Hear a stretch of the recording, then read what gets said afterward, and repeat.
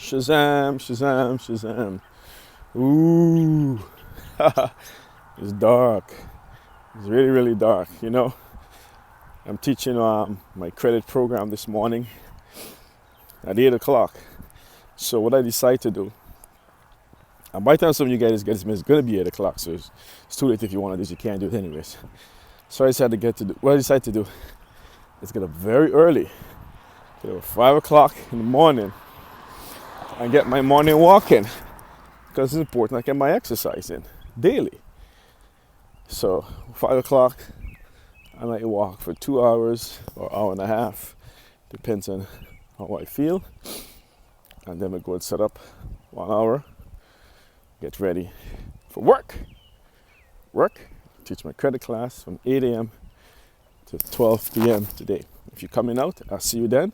Don't forget, bring a copy of the credit report. Chances are when you get this message, it'll be too late. I'm not sending a message early, I'm sending it later on. So if you get this message later on, you missed the point. It's too late. Okay, so here's what happened, folks. From I was 5-6 years old, I wake up 5 o'clock in the morning. I'm a country boy, if you didn't know that yet. That's why I'm so domestically advanced. Love to cook, love being in the kitchen. I'm so disciplined in my work ethics. People in the country had a bit more discipline than people who live in the big cities. Big cities, people tend to like things easy, convenience, they don't want to work for it. They used to steal, all the unethical things. They were more sharper and smarter because they're exposed to unethical things a lot. So that's what happened to big city people where I'm from. The country people are more disciplined, more organized, they're more authentic people. So I used to have to wake up early in the morning, 5 o'clock, 5 o'clock, and start do the morning chores. My grandma used to say the early bird catches the worm. Morning chores mean bringing water. It means cutting firewood. It means anything that needs to be done in the morning to get the house going. A lot of things weren't as convenient as it is today. So every morning I wake up 5 o'clock in the morning, and that was my discipline for the rest of my life. It was like clockwork. So as soon as 4:30, 5 o'clock meet every morning, my alarm went off. My internal alarm went off. So hey, it's time to get up. And my grandma used to say, she says, you got to get up early and get all the chores done. And she says, if it's a weekend, same time, just get up early in the morning again. You don't get to sleep in on weekends. She was tough. It's called Kids Boot Camp 101. You guys should try that with your kids. Doesn't matter, weekend, weekdays. If you decide to stay up late at night, on a Friday or Saturday night, doesn't change the fact that 5 o'clock in the morning, you gotta wake your ass up and start your morning chores. Because the house still have to run, whether it's a weekend or during the week. Very consistent. And they worked for years. So even today, I can still hear my grandmother saying in my ears, as soon as 4:59 a.m. meets, she says, Frank, you need to go start bringing the water. I can still hear it today. Frank, you need to start go bring the water. Frank, you need to go start chopping the wood. And I can hear her in my ears even to today. It's like the permanent clock still sink into my head. And again, it's just the early bird catches the worm. So why is that? Here's the thing, folks. When you go into bed at night, it takes time for your body to shut down to go to sleep. So if you normally sleep at 11 o'clock, you pass out at 11, your body starts shut down from 9:30, 10 o'clock, 10:30, 10:45, 10:49, 10:59, bang, you out, 11 o'clock. Clockwork, every single time.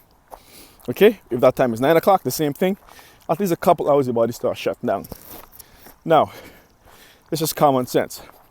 If your body takes about an hour, hour and a half, sometimes even 2 hours to shut down, why do you think it's only going to take 20 minutes to wake back up? It's common sense, right? It doesn't.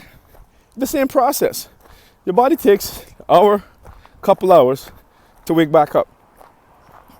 So if you actually go wake up at 8:30 in the morning, which some of you do, and you start work at 9, you're actually cheating your boss, cheating the person you're working for, doing a big disservice to the person you're working for. Because here's why.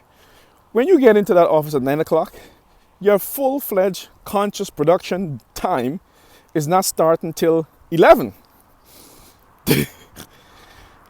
But I'm paying you from 9 o'clock to 5 or 4, whatever the time is. Okay? Your full-fledged production time is not starting till at 11, 11:30, 12 o'clock.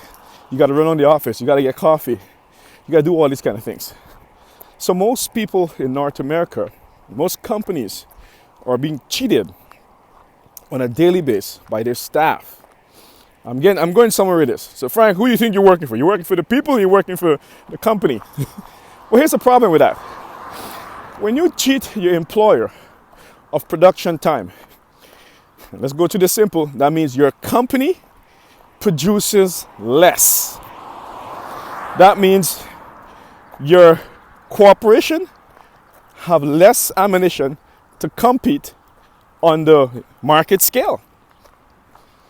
So if your company, let's say you're making computers, if your company normally sell 100,000 computers a month, when you have a large group of staff cheating on the production hours, that comes to be 70,000 computers an hour a month, or 90,000, or 80,000, or 65,000. It's not 100,000. And what that means, folks, that means the competition that's competing, whether that competition in India, China, or wherever in the world, can produce 120,000 computers that give them a bit more market share than yours. This stuff been going on for years. And more important, we have a lifestyle to maintain in North America. That means your boss needs to keep giving you more increase in salary. Okay? All increase more in salary. So now you're producing less and I'll have to pay you more. More important, I'll wrap this up soon. You're producing less, I have to pay you more. And that continues year after year of what these companies are doing. Hence why you're seeing companies are laying off staff. Companies are freezing wages. And the list goes on. And it's not because they're greedy and taking lots of money and making lots of profit. It's because the employers are producing less as well. Greedy might be a part of the fact. But the employees are producing less. Some of you want to become entrepreneurs, want to join your own business. You have to experience the same thing. You have a lot of people who want to work for you, but they're not producing. If they're not producing for your organization, is one thing you have to do. You have to whack them. Yes, you have to fire them. Because after a while, if they're not producing and you keep putting into the company, the organization go from 0 to 0.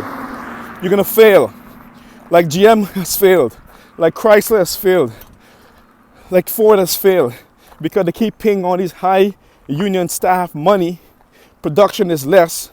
Competition is more in the marketplace. And there's only so much the company can take. So what the companies have to do now, lots of them, are going to the government for government subsidy, which is unfair again, called corporate welfare. We're for government subsidy to keep themselves alive. So remember, folks, when you are not prepared early in the morning to go to work and produce for your organization that you're working for and that you're getting paid for, okay, early bird catches the worm. You're cheating your organization of production time. Okay, so the funny thing is, the same discipline my grandmother teach me at age 4, 5, 6, 7, 8, 9, 10 years old to run her household. That's only her household's being run.